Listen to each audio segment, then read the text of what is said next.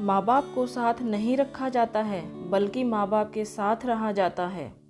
मैं तुम्हारी माँ के बंधन में और नहीं रह सकती। मुझे अलग घर चाहिए, जहाँ मैं खुल के सांस ले सकूं। मंजू रोहित को देखते ही जोर से चिल्ला उठी। बात बस इतनी थी कि मधु जी ने रोहित और मंजू को पार्टी में जाता देखकर इतना भर कहा था कि वो रात को 10 बजे तक घर वापस आ जाए। बस मंजू ने इसी बात को तूल दे दिया और 2 दिन बाद ही उसने किरण के घर किट्टी पार्टी में उसे मकान ढूंढने की बात भी कह दी। मुझे मम्मी जी की गुलामी में रहना पसंद नहीं है। मंजू, तुम्हारी तरह एक दिन मैं भी यही सोचकर अपने सास से अलग हो गई थी। किट्टी खत्म होते ही किरण मंजू से बात कर रही थी। तभी तो आप आज़ाद हो, मंजू ने चहककर कहा तो किरण का स्वर उदासी से भर गया। किरण मंजू से 10 वर्ष बड़ी थी।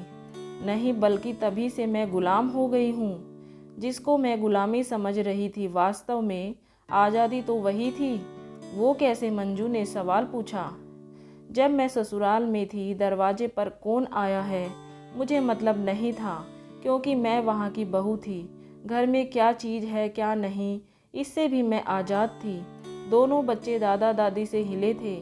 मुझे कहीं आने जाने पर पाबंदी नहीं थी, पर कुछ नियमों के साथ, जो सही भी थे। पर जवानी के जोश में मैं अपने आगे कोई सीमा रेखा नहीं चाहती थी। मुझे ये भी पसंद नहीं था कि मेरा पति ऑफिस से आकर सीधा पहले माँ के पास जाए। तो फिर मंजू की उत्सुकता और बढ़ गई। मैंने संजय को हर तरह से मनाकर अलग घर ले लिया और फिर मैं दरवाजे की घंटी, महरी, बच्चों, धोबी, संजय सबके वक्त की गुलाम हो गई। अपनी मर्जी से मेरे आने जाने पर भी रोक लग गई, क्योंकि कभी बच्चों का होमवर्क कराना है तो कभी उनकी तबीयत खराब है। हर जगह बच्चों को ले नहीं जा सकते, अकेले भी नहीं छोड़ सकते, तो मजबूरन पार्टियां भी छोड़नी पड़ती। जबकि ससुराल में रहने पर ये सब बंदिश नहीं थी। ऊपर से मकान का किराया और फालतू के फिजूल खर्च अलग हो गए। फिर संजय भी अब उतने खुश नहीं रहते। किरण की आंखें नम हो उठी। फिर आप वापस क्यों नहीं चली गई? किस मुंह से वापस लौटती? इन्होंने एक बार मम्मी से कही थी बात, पर पापा ने ये कहकर साफ मना कर दिया कि एक बार हम लोगों ने बड़ी मुश्किल से अपने आप को संभाला है, अब दूसरा झटका खाने की हिम्मत नहीं है। बेहतर है अब तुम वही रहो।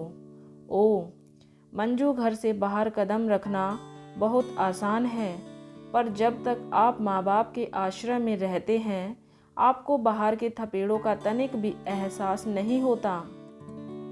माँ बाप के साथ बंदिश से ज़्यादा आज़ादी होती है, पर हमें वो पसंद नहीं होती। एक बार बाहर निकलने के बाद आपको पता चलता है कि आज़ादी के नाम पर खुद अपने पाँव में जंजीरें डाल ली। बड़ी होने के नाते तुमसे यही कहूँगी, सोच समझकर ही ये कदम उठाना। मन ही मन ये गणित दोहराते हुए मंजू एक क्षण में निर्णय ले चुकी थी। उसे किरण जैसी गुलामी नहीं चाहिए। घर की ओर चलते बढ़ते कदमों के साथ साथ ही वो मन ही मन बुदबुदा रही थी कि घर पहुंचते ही सासू माँ के पैर छूकर क्षमा मांग लूँगी और सदा उनके साथ ही रहूँगी।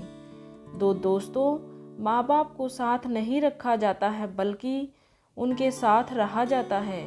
तभी हम सुख शांति और सुखमय जीवन जी सकते हैं। जिन घरों में माँ बाप मुस्कुराते हैं, वहाँ स्वयं भगवान वास करते हैं। तो दोस्तों, आपको ये कहानी कैसी लगी कमेंट करके बताएं और वीडियो को ज़्यादा से ज़्यादा लाइक और शेयर कीजिए। और अगर चैनल को अभी तक सब्सक्राइब नहीं किया है तो जल्दी से चैनल को सब्सक्राइब कर लीजिए। वीडियो देखने के लिए धन्यवाद।